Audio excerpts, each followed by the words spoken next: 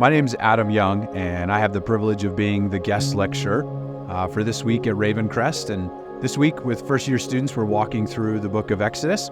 And just in light of that book and some of the themes and the ideas and the stories that we find in there, I actually want to read a passage for you out of the New Testament in 1 Corinthians chapter 10.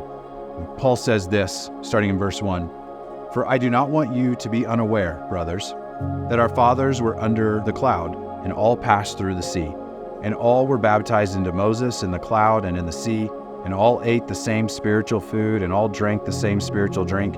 For they drank from the spiritual rock that followed them, and the rock was Christ."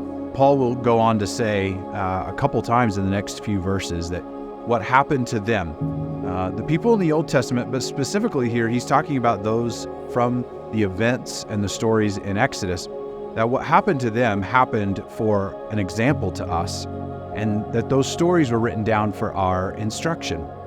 And as Paul continues to reflect on the events of the Exodus and what he finds here, as we see in 1 Corinthians chapter 10, is he finds Christ. That behind all the events, everything that took place back then, while they may not have been able to put the name Jesus Christ to what was taking place, to what was being revealed to them, like we can, all along Jesus was there. And all along the truth of God's character and his nature and the themes of the gospel were there for them.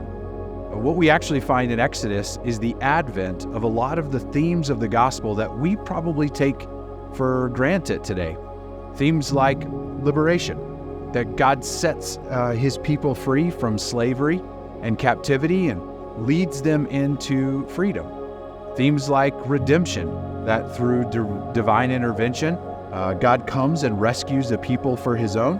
Themes like power and sovereignty, when God comes to demonstrate his own power over the gods of this world. That could be the gods of our culture, or even the gods that sometimes, unfortunately, find an idolatrous place in our heart. Themes like faithfulness, that God keeps his promises to his people. We even find the theme of Advent, that God comes and shows up to make a future hope now a present reality. Themes like covenant, that God establishes a covenant relationship with his people, and like we see at the base of Mount Sinai, that God establishes the relationship before he gives any rules. Themes like grace, that God hears us, he sees those in need, and he makes a way. Themes like mercy, God opens the door and the way for those who need him. In Exodus, we even see that door of mercy being opened to some of the Egyptians. With the seventh plague, the plague of hail, that some of them start to, as Exodus says, fear the word of the Lord and start to heed to the warnings. And we even find out that in Exodus chapter 12, that not only do the Israelites flee, but even a mixed multitude flees with them from Egypt, that even some of those residents of Egypt got to experience the mercy of God.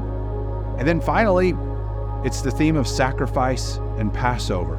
It's through the shedding of blood for our deliverance from judgment, and that through blood, God passes over us in judgment and death. With that idea, I want to read you one final scripture out of 1 Corinthians that Paul reflects on this same idea that we find both in Exodus and ultimately in Jesus.